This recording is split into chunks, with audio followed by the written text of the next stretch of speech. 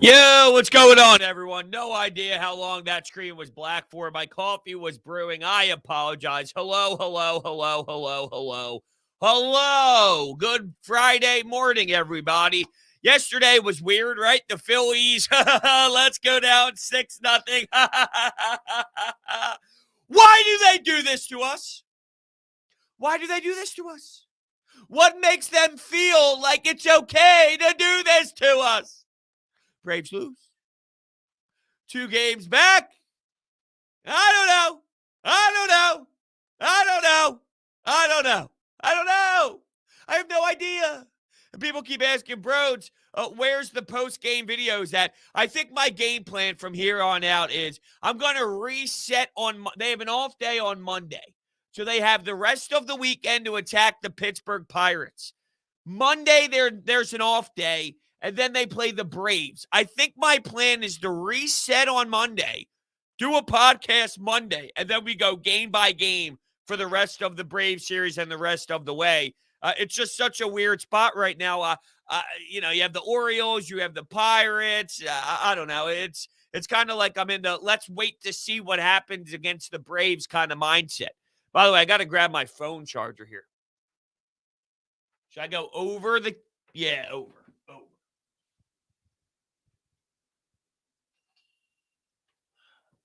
Oh, it's getting a little chilly outside too, huh? Nice, solid, love that. That means it's getting into the fall territory. I'm all over the place here today. It's Friday. We're a little loose. We're looser on a Friday. We are. What else we got? We got Dallas. We got Eagles, Dallas. Although it's a little weird since it's a Monday night game, so we know we still have Monday to talk about things. Yeah, Aaron Nola sucked. I mean, it just can't happen. It's unacceptable. I don't want to hear that he's settled in. I don't. Quite frankly, I don't want to hear it. Cheers, everybody. I have to get my tweet out. My let's hang out and drink some coffee tweet. Oh, yeah, hoodie weather, no doubt about it. I'm going like, it's a little thin, but it's got the hood on it. But just the fact that I can put this on, I'm rocking it with shorts. But just the fact that I can hang out in it is definitely what I'm looking for here in this let's flip it to fall lifestyle. All right, let's change it to fall. Last night was just another microcosm of what the Phillies have done to us all year. Just when you think you're out, they pull you back in. Makes zero sense, but I'm ready to get crushed again. Me too. I think that's the funny part about it. All of us that are riding through this 162 journey and going up and down with this nonsense, we all know, hey, I can't wait to get my heart broken again because it's inevitable, because it's obvious, because it's a no-brainer. But here I am. I'm sitting on my couch at 7:05. Watching them look lifeless, watching them get annihilated, watching them come back and fight back. And then, but when they see the Atlanta Braves in Atlanta, maybe they fall flat on their face. I think someone said it yesterday. It's Wheeler, Gibson, Nola, or Wheeler, Nola, Gibson in that series against the Atlanta Braves. I mean, come on now. You can't line it up. Well, I mean, I'm not telling you Aaron Nola and Kyle Gibson are fantastic, but based off of what you have, I guess you can't line it up any better than that. You don't want to be throwing your bullpen game. I'll tell you that for free. It doesn't matter, though. It doesn't matter. He should have been out of that inning with no runs. Nah, see, he sucked when he needed to be big. That's what happened. He sucked when he needed to be big. There's no excuse making for Aaron Nola. And I don't want to hear either that, the expected batting average of this hit and that hit is so low that he's just the unluckiest pitcher ever. That's what I'm hearing all over the place. He is the unluckiest pitcher in the world. Shut up. No. I mean, if you have to say he's unlucky for 4 months, 5 months, he's doing something wrong. He's doing something wrong. One time, unlucky. Fine. 5 months of unlucky. You know what he's doing? He's sucking.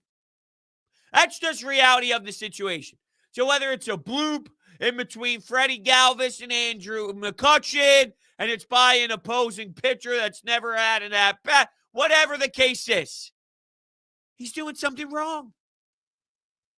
He got shelled for 6 runs. I'm watching moonshot after moonshot. Opposite field. Let's go, Aaron Nola. Bear down.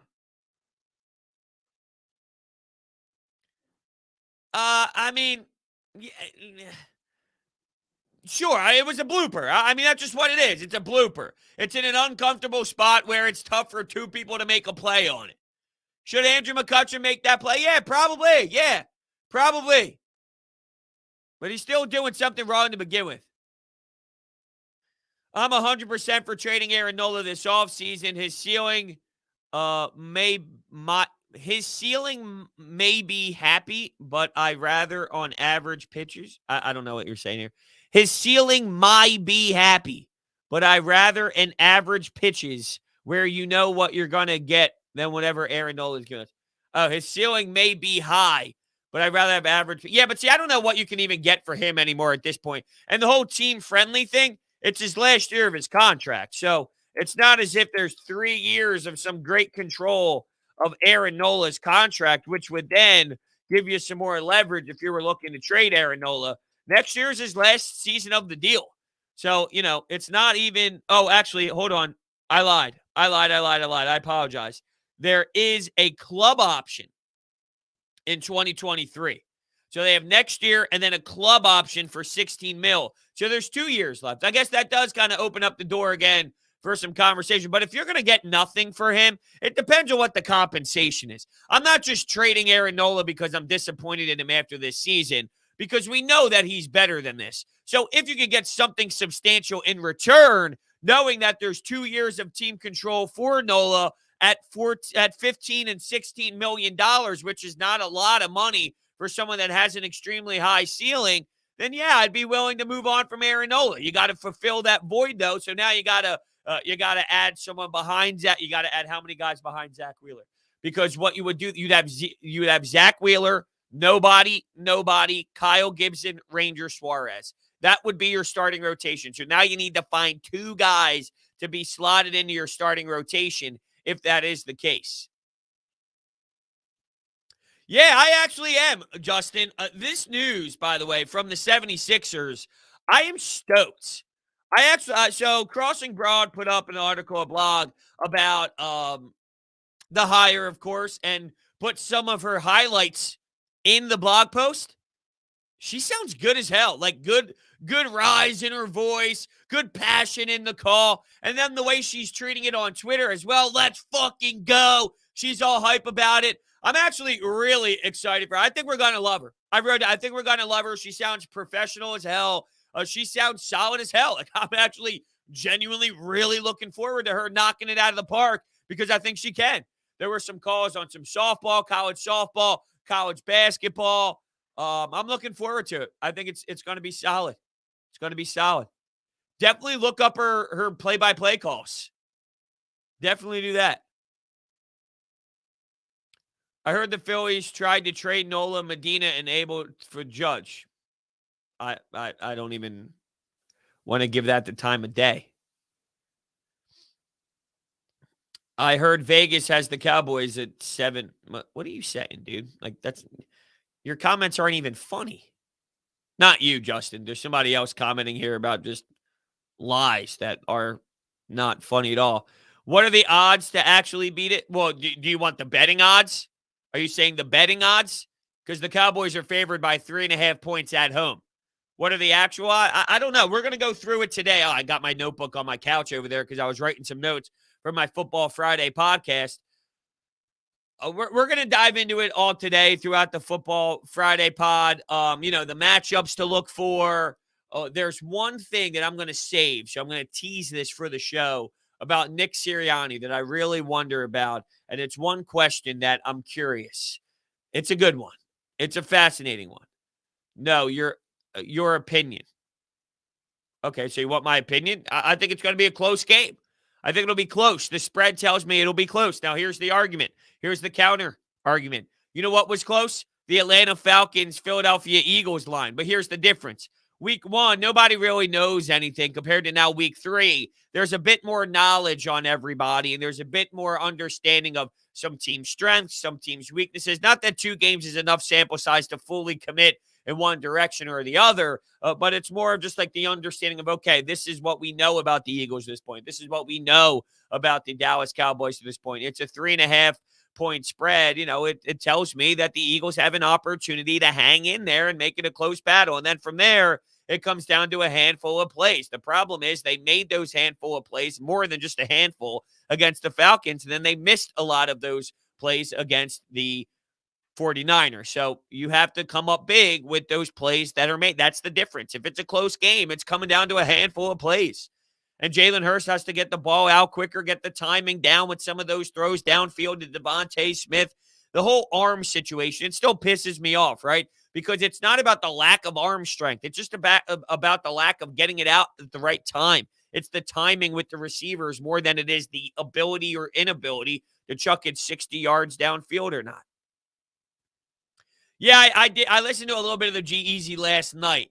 It dropped at midnight and whatnot. And there's some. See, he does a great job. What I love about G-Eazy, and I think some put him in the category of cheesy or corny, but his full projects, I'm not talking about just singles and tracks that are more popular than others. I'm talking more about the full-on project, the full-on album. He does a great job at making bangers and then mixing it in with songs that have good choruses, good vocals, good features like Demi Lovato, and he does a good job too.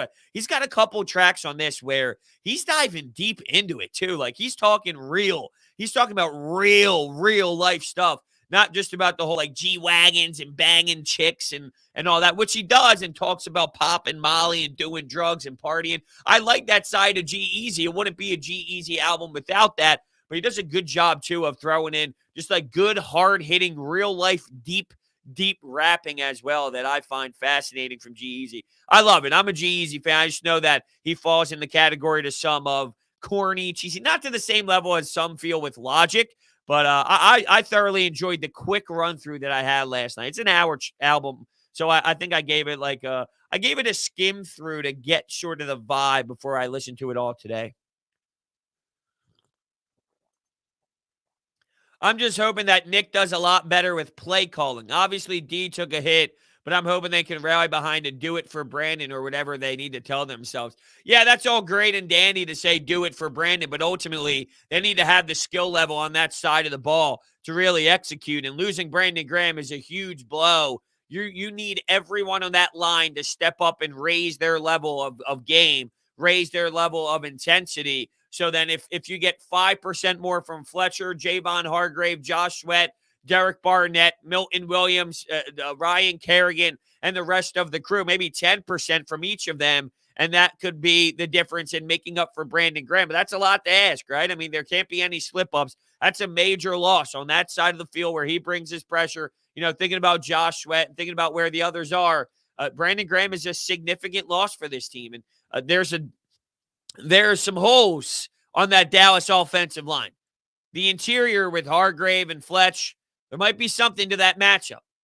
What it comes down to, though, that we know is this offense is explosive. Dallas, with their two backs, and we know that Zeke is more of the background at this point, whether they like to admit it or not. But they have two backs, and Zeke still can bring the noise. Let's be real. He's just not the downhill. He's just not that scary, insane, scary back that he once was. Watch, I say that. He's going to take one to the house for 90 yards and plow 6 guys down like he's Leonard Fournette at LSU or something. With CeeDee Lamb, Dak Prescott, and Kellen Moore at the top of the helm, they have an explosive offense. You can't be a shootout. You get this into a shootout, and it's going to be tough. I mean it. Yeah, I mean it was fantastic. I mean it is a fantastic track. I believe the game is winnable. Do you think that Nick will call more plays for the middle of the field? I don't know. That's something that I'm willing to find out, or we have to find out. If they're not doing it again and again, and we're 5, 4, 6 weeks in, 4, 5, 6. I don't know why I did that awkward spacing there. If you're 4, 5, 6 weeks in, and we're still not seeing throws over the middle, and we're wondering why Jalen Hurts won't go in that area, then we're going to have to start playing the correlation game of, okay, there's a reason why they're not trusting him to throw that ball, which would be a major concern because it's just it has to happen. It's something that has to happen. Now, I heard this theory, and I wonder, it's not confirmed or anything. It's more of just the growth in sports. In basketball, layup or three is the mentality, right? You either want a layup or you want a three because analytically driven, that's what's best. In football, are we getting to the point where it's screen, very short, or bomb, and the intermediate throws are not as analyzed. Now, here's where I think that that's not true.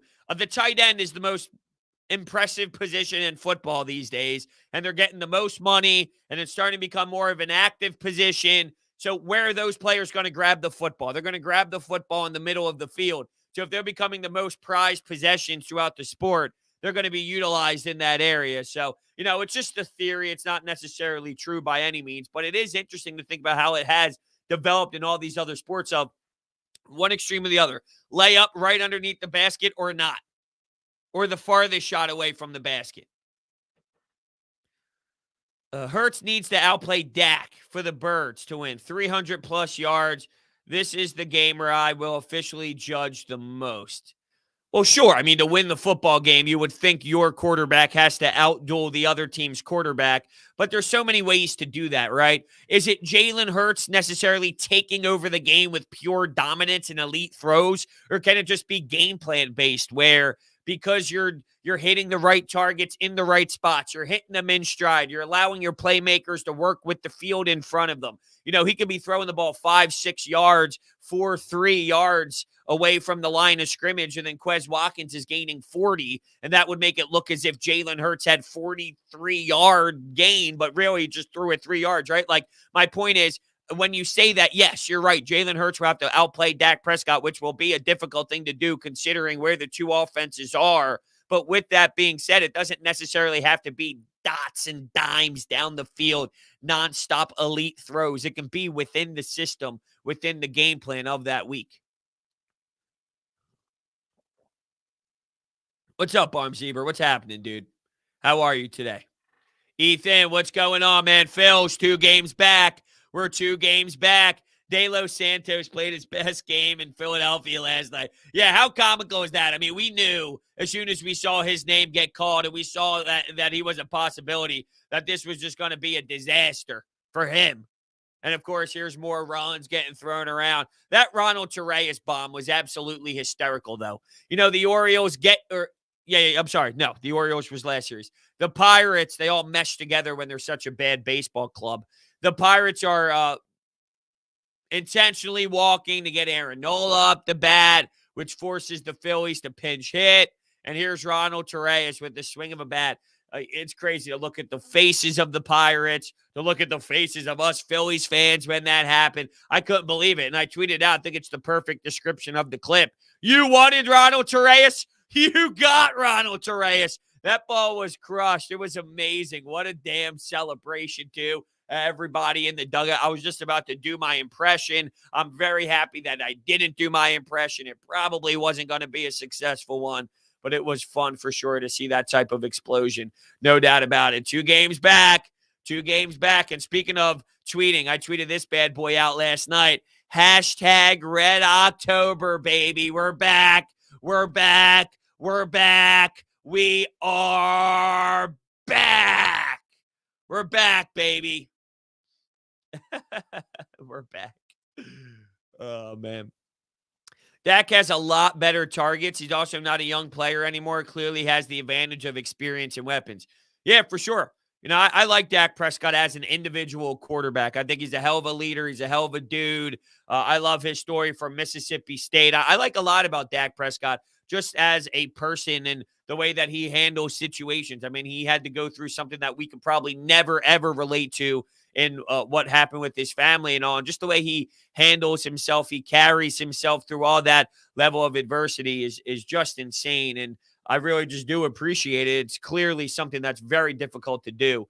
But, yeah, he's a stud. I mean, there's no doubt about it. He's a stud. When will I be on 97.5? So this weekend, I'm on the Fanatic on Saturday from 4 to 8 and Sunday 4 to 8. So I'll be on both days this weekend, Saturday and Sunday from 4 to 8 p.m. hanging out. So there's your answer. I'm looking forward to it. Should be a good time. Should be a very fun time.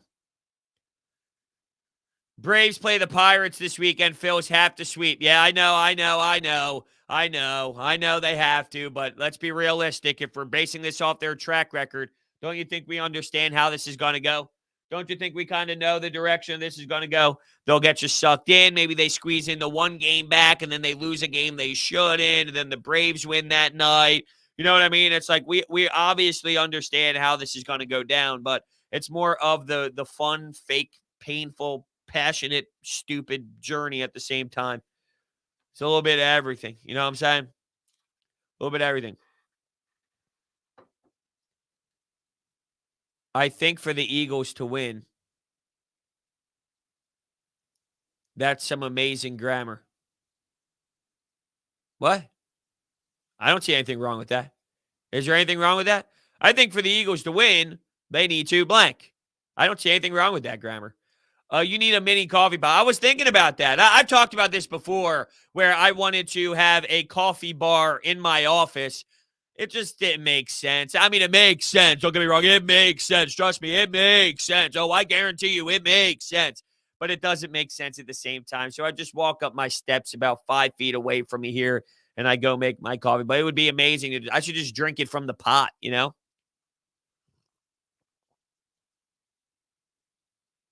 The Phillies have to go a perfect 9-0. That's not true. That's not true. They don't have to go perfect 9-0. We just need some help. That's all. We just need some help from the Braves. That's all. it's going to be scary. It's going to come down to the wire, though. Isn't that what we asked for, coming down to the wire? I'll tell you what else can come down the wire. When you play your friends on WinView, what is WinView? WinView is the only game where fans can take on other fans and end the debate once and for all of who's the biggest sports fans. Have those friends and family who think they know everything, play them in a WinView contest and have them walk the walk. Want to break up the monotony of family dinners and get-togethers? Play during a quarter of Monday Night Football to have a little skin in the game. And it's a perfect way to add that extra layer of competition for your fantasy league while you're tracking the games on Sunday to see which players are killing it for your team and play against other league members in a WinView contest. It's not a sports book. It's not daily fantasy. It's a social gaming app where you can win real money prizes for making predictions on the games that you love. New users get a first-time deposit bonus up to $200. And when you play your first $20, you get $20 that they will match. You got Phillies bets. You got the Eagles as well. So you got the Phillies open, the Phillies contest open, the Eagles contest open. It's a no-brainer to check out WinView and play with your friends. I do it all the time now. It's nonstop. Basically, I'm addicted. I'm not going to lie. All day long, we're just playing. It's ridiculous. It's so much fun. UFC this weekend is outstanding. Well, I know I'm waiting for the next big one, and we're talking the one in Madison Square Garden. But what is it the Diaz fight? What is this weekend? I've been a little bit. Oh no, it's not. Okay. Wait, when is the Nick Diaz fight? I don't know why I thought that. You know why? They're promoting it on ESPN, MMA, and they're promoting that a lot on the Twitter feeds right now of the Nick Diaz fight. I've been a little off just because it was such a big break from the last pay-per-view event. But yeah, this Saturday I see that here. Oh, that is this one. Okay, I'm right. I'm sorry. I thought that was a co-main. It's not actually the co-main. So I am right on that. Okay. I'm just, you know what it is? And I'm not saying that this isn't going to be a fun card. I'm going to watch the whole damn thing.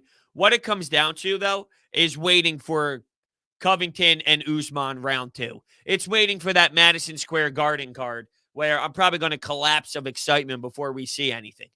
That's where I'm at. But this is going to be fun as well.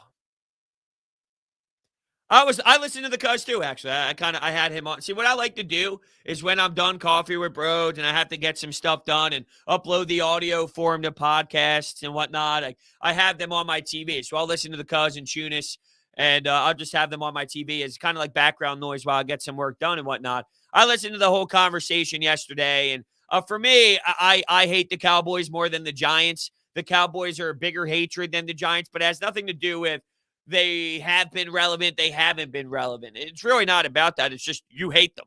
You really hate them. The Mets, they stink. You hate the Mets regardless. The Knicks, they stink. You hate the Knicks regardless. It just falls in that category of you hate the Dallas Cowboys because of, one, their fan base, and two, like the Giants fans for me is I hate Mets fans more than I hate Giants fans, which is a little weird. But here's the thing with the Giants fans. They're real. They're real fans, right? They're real. We hate New York. We don't love the Yankees fans. We don't like the Mets fans, right? We don't like Rangers fans, whatnot. But they're actually real fans. Dallas Cowboys fans are. I live in South Jersey. I live in Bethlehem. I live in Glassboro, and I'm a fan of the Dallas Cowboys because I wanted to be different when I'm 6 years old. That's the difference of it. See, I can respect that you're a douche, but if you're a douche because you lived in New York City and you're a cocky asshole because the Giants won some Super Bowl, okay, I might not like it, but I can at least get behind it and support it. My dad was a Cowboys fan, so when I was 5, I had a locker in my room. Get out of here. Grow up. Make your own decisions in life. Please. It's clear why you made the decision. You wanted to be different. You wanted to be that Jagoff when you were younger. And now you're staying with it. But I have zero ties to Dallas. I have zero ties to anything. I just picked them and I live in South Jersey. That's the douche. Yo, what's going on, man? What's happening, Ken? Not much. Not much is going on over here. Let's go, Birds. You're damn right. Let's go, Birds. It's been a weird week. It's been a very strange week for Eagles Cowboys. Maybe it has something to do with it not being on Sunday night. Instead, it's on Monday night, which gives us the extra day. Maybe that's something to do with Ben Simmons and that whole drama that happened on Tuesday and Wednesday that really split everybody up from the Eagles conversation. Maybe it's also because we have no idea what to expect. We know this is a big learning curve, and because we're all asking ourselves similar questions all season long about what this offense means and what is Jonathan Gannon all about, and does Jalen Hurts have the ability to be your franchise quarterback? Because that's what we're focused on every day. We know the questions. We just have to wait and find out the answers, but we know the questions. I'm not going to lie. I was born and raised in Texas and told my childhood and told most my childhood I was a Cowboys fan. I watched McNabb a lot. Was about 13 when he was drafted and claimed Eagles as my team, my own choice. So where do you live right now, if I may ask? Because you might be doing the alternative you might be doing the same thing just in the other city. Are you in Dallas still? Are you in Texas still? And you're just liking the Eagles to like the other team? You might be doing what we don't like here with Dallas fans in Dallas, and you're just the Eagles fan version of that. So I need to find out. What's happening, Nats fan? Are you enjoying this Juan Soto run? This Juan Soto run is absolutely insane. Let me see if I can find you the real numbers of what he's been doing as of late. Juan Soto, last 16 games, 29 for 54, 19 walks, 1 hit by pitch, 4 doubles, a triple, 5 home runs. You ready for this? 537, 653, 296. I got to tweet this out. Juan Soto in his last 6 games. Juan Soto in his last 16 games let me tag the right people here. It's Baseball Reference. Here it is. Someone explain this to me. Juan Soto in his last 16 games.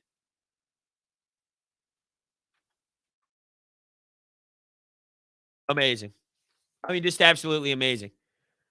I wouldn't pitch to him. I wouldn't pitch to him. He's in Waco, Texas, which is where I'm born and raised, and I will always love the Eagles. I'd move to Philly if I could. So what you're admitting is you are the version of the Cowboys. And look, I'm okay with it because you're coming to the good side because you're a fan of the Eagles, so it doesn't bother me. But if I'm going to objectively analyze this situation, which I tend to do, and I like to be in that clear mind space here when I come up with some assessments, you're the Dallas Cowboys fan in South Jersey that just picked the opposing team. You're doing that right now. Do we trade Ben before the season starts, bros? Jake, the last I saw was it's possible it happens this week. That was the latest. It was being reported by The Athletic that they feel it might be getting done this week. I don't know, though. I don't know. That could just be smoke, but where there's smoke, there's fire, of course. There's so much drama. We understand it's probably going to happen, though. So, Minnesota conversations. Maybe it's a D'Angelo Russell, a Sacramento with Halliburton and Buddy Hield. I don't know what direction they go at this point. The CJ McCollum, Robert Covington, and a draft pick move is one that I would sign on the dotted line right now as we sit here today, no doubt. That's one that I would like, I think, with Maxey, McCollum, and Robert Covington with Tobias Harris and Embiid as your starting five. I'm not telling you this is championship caliber level team, but it's a good team that could be entertaining. I'm not telling you it's championship, though. It doesn't compete with the best of the best of the best in the league, but I don't think you can get that at this point. You can still get a very strong team that would be fun and entertaining to watch. Who is more impressive this year, Embiid or Harper? It's hard. They're both basically doing the same thing, just in their respected sport. I guess the only difference is, and this is no knock on Bryce Harper, but we might not see Bryce Harper get to play at all in the postseason while we were able to do that with Joel Embiid. And once again, that's not a Bryce Harper problem. That's a Phillies organization problem that really is the issue here. But I do find this angle interesting from Bryce that we didn't have to see with Joel. We're watching someone with their backs against the wall try and do everything in his own power to will this franchise into the postseason.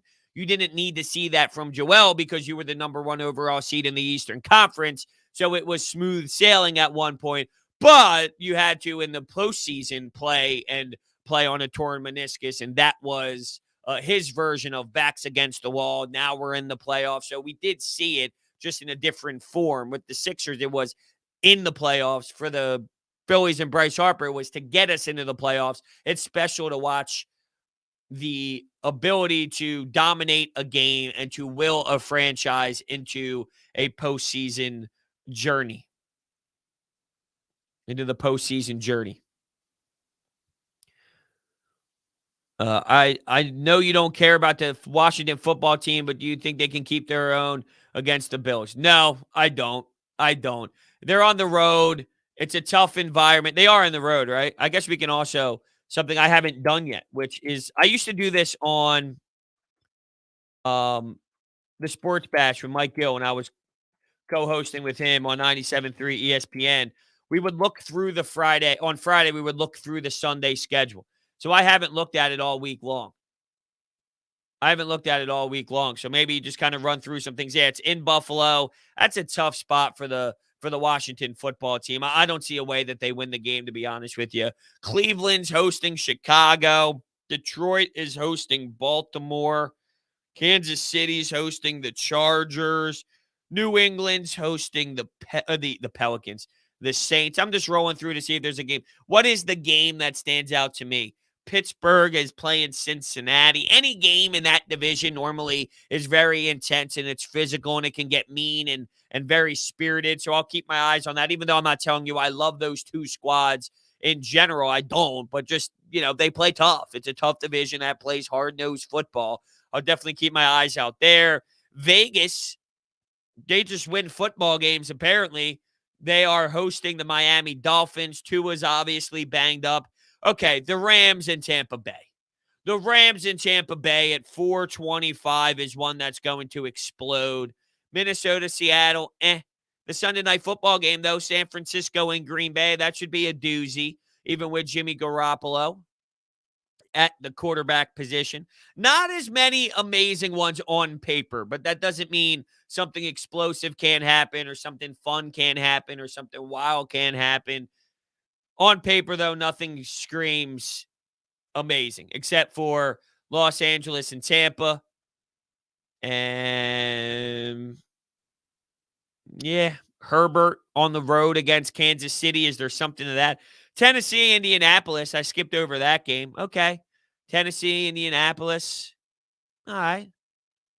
We'll see. Who saw Dwight Howard on The Masked Singer the other night? I did not. Is that the show I mean, I guess it is, considering it's a masked singer. I don't know why I'm asking this question, but they wear like those crazy costumes, and you don't know if it's their voice or not, or no. Wait, which one is that?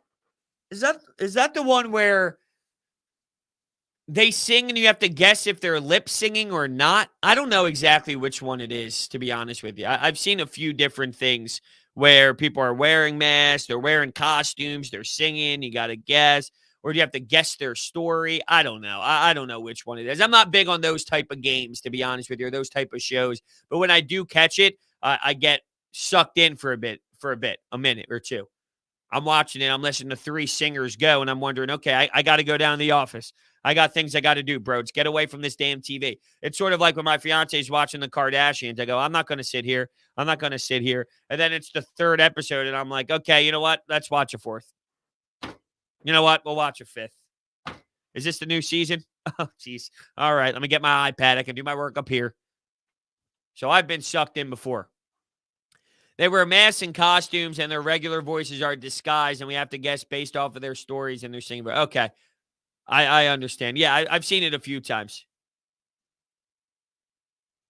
I love the auditions of the America's Got Talent. I find them funny. I find them decent shows. I just don't commit to them. So I agree with you that there's entertainment to it. There's an entertainment value.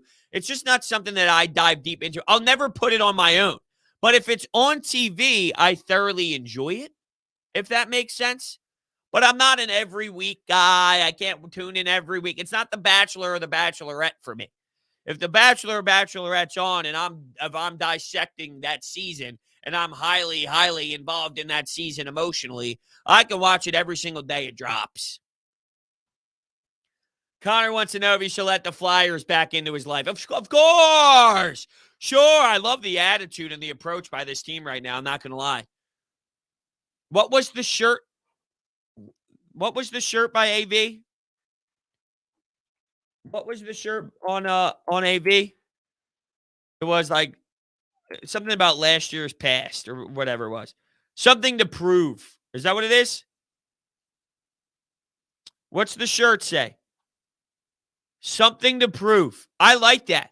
I like that a lot. I'm a big fan of that message. They seem pretty consistent, everybody, on, hey, last year was last year. We fucked up. That was bad. We don't want to talk about it. Let's move on. And let's show everybody that we're not the team that we were last year. This is a different identity. This is a different core group. We brought in a lot of veterans. We brought in Ryan Ellis, Ristolainen, and Keith Yandel. Yeah, you know what? We lost Kevin Hayes to 6 to 8 weeks to another surgery, and that's not ideal. But we're going to be able to hold our own for the first 9-10 games of the season, and we'll maneuver through it. Morgan Frost is getting thrown into the fire here with some top-line players. Cam Atkinson was on the third line. I was a little shocked by that. TK on the first. It was G. Cootsie TK. It was Joel Farabee on the right side with Morgan Frost. And who was on that left side? Was it JVR? I'll have to look up the lines. Who was on that left line? Left side of that second line. Let's see here. JVR, Frost, Farabee. Lindblom, Brassard, Atkinson. Thompson, Lawton, Nicholas, Aube, Kubel. I don't know if I'm going to be able to get to it or not, but I was thinking about doing some sort of Flyers pod this weekend. I don't know if I'm going to be able to get to it. To be clear here, I am not sure if I will be able to get to it. But I do have the idea of doing one. So if I kind of want to like write out, I like to have, so like today, Football Friday. I don't know though. So don't quote me. It's just something that I'm looking to try and do. Because there's a lot going on right now with this team. There's a lot of hype. There's a lot of good coverage. It's exciting. Jack Eichel. Yeah, this is a little interesting. From what I'm hearing, though, is this injury is no joke. And he wants to get his, well, we know the story of he wants a specific surgery that hasn't been done before in the NHL. The team doctors are saying, no, let's not do it. I don't know. I don't have enough information to tell you what's right or wrong with this medical situation that's being played out. I don't have any data. I don't have any information on what Jack Eichel wants and what what the Buffalo Sabres want. So I don't know. I mean, it's easy to say the Sabres are just an absolute joke and they're doing this the wrong way, but is there some validity to them being nervous about it? Is there a concern on this injury where they have a very reasonable approach here and they have reasons on why maybe they don't want Jack Eichel to go down this direction? I don't know. Now, I'm not going to give the Sabres the benefit of the doubt considering their history. They don't actively go about things the right way. So knowing that, they're probably wrong here, but who knows how serious and how deep we're talking about this neck problem that is in Jack Eichel. The problem is, though, the way they handled everything has become messy and internally a disaster and really dysfunctional. So the handling of it has become even more brutal from a media attention perspective, for sure. No doubt.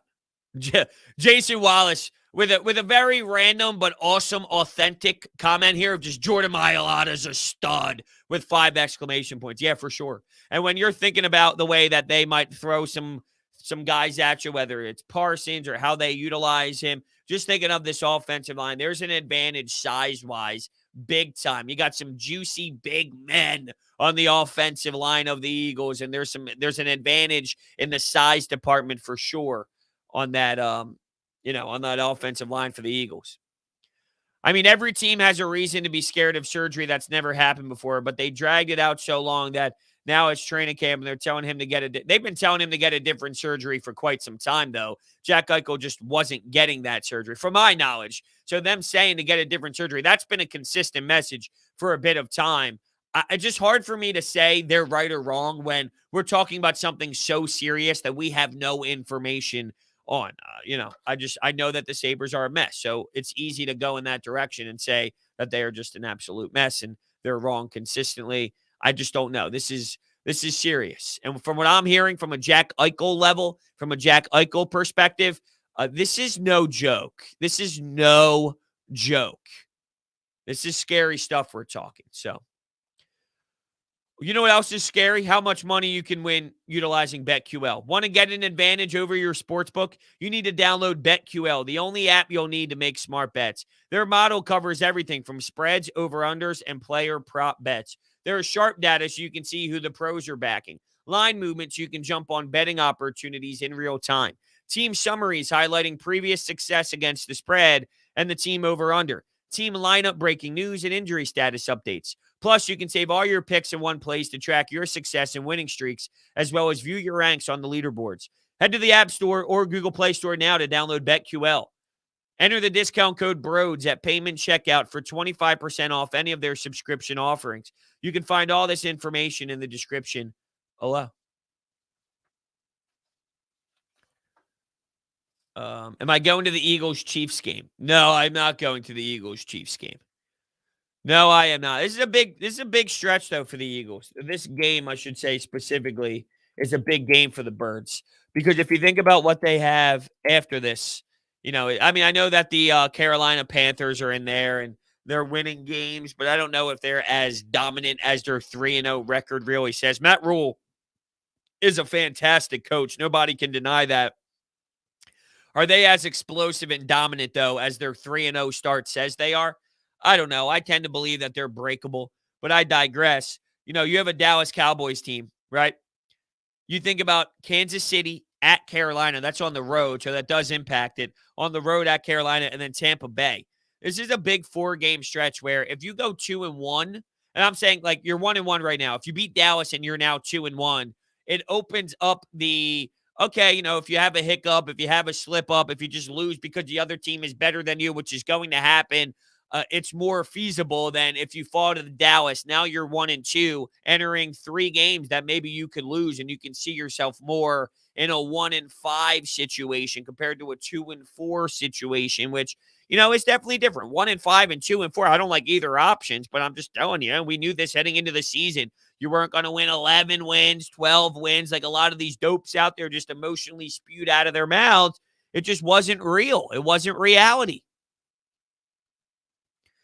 Yeah, actually, the Nuggets was one that was more of a sleeper. No?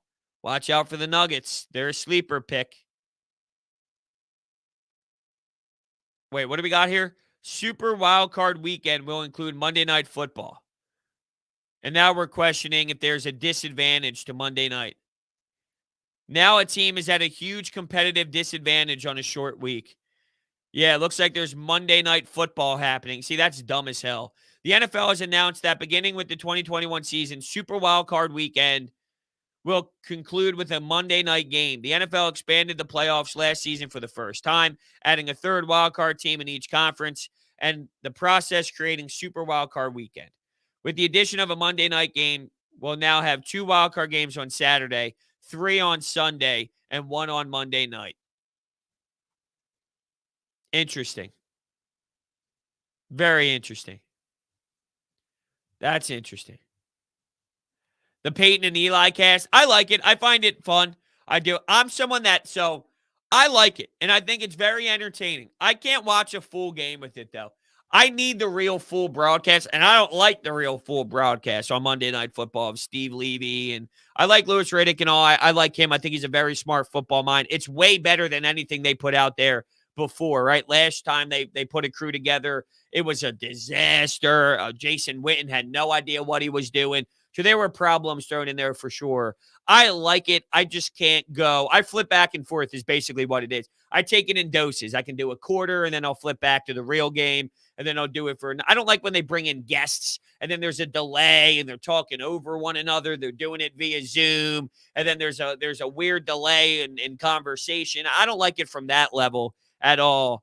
But I understand the times we're living in and the type of broadcasts are trying to display anyway. It's not as if there's going to be guests just coming in and out of a house where they're both together. So, but yeah, I flip back and forth, but I understand why people love it. It's just not for me for a full 60. I think a team that will compete on Monday night will compete on a Sunday the following week. Well, yeah, I mean, you'd probably imagine that, but still, think about it. If the team they're playing didn't play on Monday night, which they're not going to be playing on Monday night because whoever loses Monday night's eliminated, it's a disadvantage. It's a shortened week. It's a shortened week. Who's my all-time favorite Eagles coach? Well, Doug Peterson won a Super Bowl, but it's too raw and emotional because he just got kicked out of town. I'd have to say Andy Reid. But that's the era I grew up in. See, Doug Peterson maybe would be my answer 10 years from now, 15 years from now. It's too close removed. It's still very emotional on what happened and how they got, how they got kicked out of this town, him and Wentz, and it's too raw and emotional on how that all went down. So I'll say that it's probably Andy Reid. Hey, Broads, the other day you called Doc Rivers a Hall of Fame coach. A while back, I heard you call him a loser coach. So do you think he's a Hall of Fame loser coach? I don't even know what this means, dude, but I think it's pretty clear that whether I think he's a phenomenal coach or not, this defines how I feel about NBA coaching. He is a Hall of Fame NBA coach. That is real. He also has a billion flaws and is known to collapse a billion times, which tells me that coaches are overvalued and people put too much stock on. If an NBA coach can fail this many times and still be a Hall of Fame level head coach, it comes down to more than the NBA coach. People put too much stress on the NBA head coach is what it is. By the letter of the law, by the reality of it and the win total in regular season games and his record and his resume, he's an NBA head coach. If I'm assessing him from what I know, his failures, yeah, I mean, he's a loser head coach. He fails in a lot of spots, but he's one of the best. Both are true, but that tells you where NBA head coaching is. He's a Hall of Fame coach, and he's a loser head coach with a lot of major flaws in his game plan. But that's where NBA head coaching is. How many coaches are significantly more elite than him? Greg Popovich? Eric Spoelstra? Who else am I missing? You're wrong, but Doc is a Hall of Fame coach. He won an NBA Finals with the Celtics. He's 12 times better than Brett. No, I wouldn't say that. Oh, no, I wouldn't say 12 times better. Absolutely not. Doc Rivers has failed miserably with great talent more times than succeeding. And I know it's hard to win a championship, but he's underachieved a billion times since getting that championship. But if I'll keep myself consistent here, he's underachieved with talent that could have went farther. Could they have necessarily won a championship? You got to have the players to do so. I thought he did have the players to do so with Kawhi Leonard, with Paul George. That got super ugly.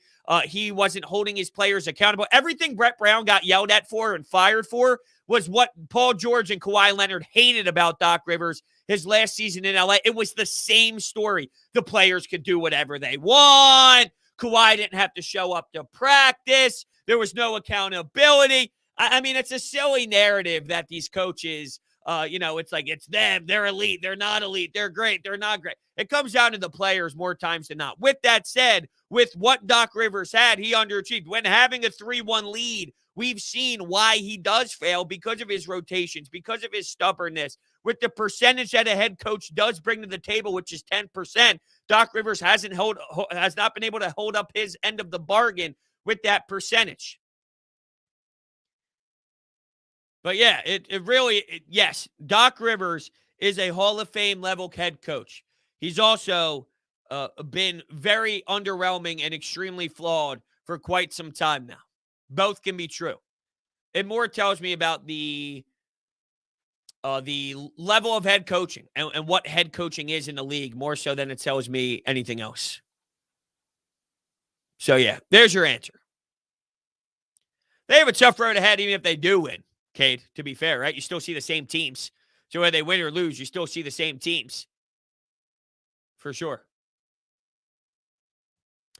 What's the perfect Broads meal? My favorite food? Left field question. I'm like the least pickiest person in the history. I can eat anything. You put something in front of my face, I think it's chicken, it's tofu. I don't care. I'm just eating it. So I eat anything. But, I mean, if it's sushi, I love sushi. And my first answer would be like a Chipotle. I'm one of those Chipotle addicts where let's go brown rice, pinto beans, and throw some veggies in there, double steak. Sometimes I'll throw queso. Other times I'll go medium sauce, hot sauce with some cheese, guac, corn, of course. But Chipotle or sushi, probably. Those are my two. Just wanted to know if you thought Doc was a Hall of Fame coach or a loser coach. I don't know why you keep wording it like that. Are you trying to be facetious when you're saying this? Because it comes off that way. I don't know if you are. By the letter of the law, the technicality says Doc Rivers is a Hall of Fame coach. My go-to is grilled flounder sandwich with veggies. That is probably very specific and very I wonder how many times you'd ask that question and you would get the answer of a grilled flounder sandwich with veggies. I don't know how many people would give that answer. Not that that sounds bad. It actually sounds amazing. And what I need to do is I need to go on a hefty food shopping trip. That's my plan today. I have to finish up Coffee with Broads, upload the podcasted version and whatnot. By the way, if you haven't already, go to Sports Talk with Broads on your Apple Podcast app and give that a 5-star rating and leave a review as well. I would greatly appreciate that. But yeah, I got to do that. Go food shop and record the Football Friday pod. So we got a little bit to do, but I definitely have to go food shopping big time. Big time. I'm hungry now. Me too. Now that I'm thinking about it, starting to hit me a certain way. But all right, everybody, I want to thank you all so much for hanging out with me today. We're going to shut things down here. Thank you all. You're amazing. You're the best. We had a lot of fun this week. We'll speak before the Eagles play, of course, on Monday morning. So we'll be hot. We'll be hot and ready to rock on a Monday morning, drinking our coffee, ready to kind of get ourselves hyped up for the Eagles game. So, yeah, Football Friday pod. We'll have some things implemented throughout the weekend. I plan on reassessing the Phillies on Monday on their off day before we hit the Braves series and then go game by game with the Braves. That's what I'm planning on doing. We'll see how everything transpires. I do a lot of planning, and sometimes it doesn't work out that way. Let's say Ben Simmons gets traded. Let's say something happens with the Eagles. Let's say the Flyers news keeps resurfacing. I don't know. I don't know what's going to happen. I got a lot in my brain. There's a lot of ideas. That's where I'll leave you. I got a lot of ideas in my brain. That could be scary. That could be good. Maybe it could be sad as well. Who knows? Thank you all so much. You're the best. I'll catch you guys later on.